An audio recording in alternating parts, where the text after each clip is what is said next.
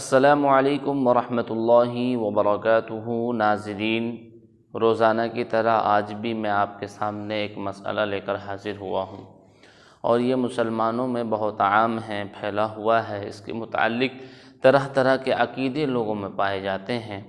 وہ ہے قرآن کریم میں بال کا نکلنا۔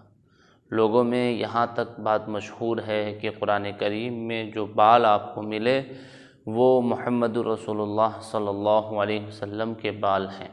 بعض لوگ پھر اس کو احتراماً عطر میں رکھتے ہیں، اس پر درود شریف کا نذرانہ پیش کرتے ہیں، اور اسے وہ اہمیت، اس عقیدت کے ساتھ اس کو اپنے پاس رکھتے ہیں جو عقیدت و اہمیت محمد رسول اللہ صلی اللہ علیہ وسلم کے بال کی ہونی چاہیے۔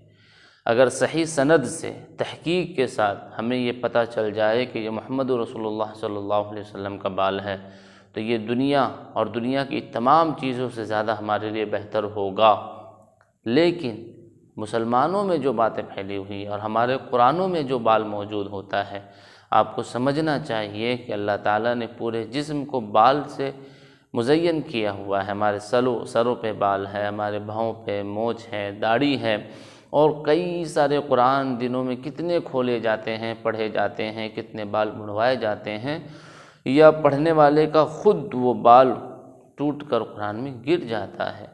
تو اس طرح کے جو بال قرآن کریم میں ملتے ہیں، اس بال کے متعلق یہ عقیدہ رکھنا کہ آپ صلی اللہ علیہ وسلم کا بال ہے، کسی بزرگ کا بال ہے، اس کا احترام کرنا، اس کی عزت کرنا، یہ سب فضول کی باتیں ہیں، بیکار کی باتیں ہیں۔ اور بعض لوگ کی تو عادت ہی ہوتی ہے، جب وہ قرآن کریم پڑھتے ہیں اور داڑھی کا بال ٹوٹ جاتا ہے تو اس کو توڑ کر اس میں ڈال دیتے ہیں، حالانکہ شریعت میں یہ درست نہیں ہے، ایسا نہیں کرنا چاہیے۔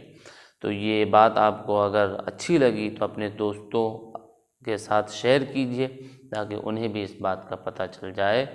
اللہ تعالی ہم سب کو صحیح رہنمائی کرنے والوں کو ماننے کی توفیق عطا فرمائے اور صحیح راستے پر چلائے، سیدھے راستے پر چلائے۔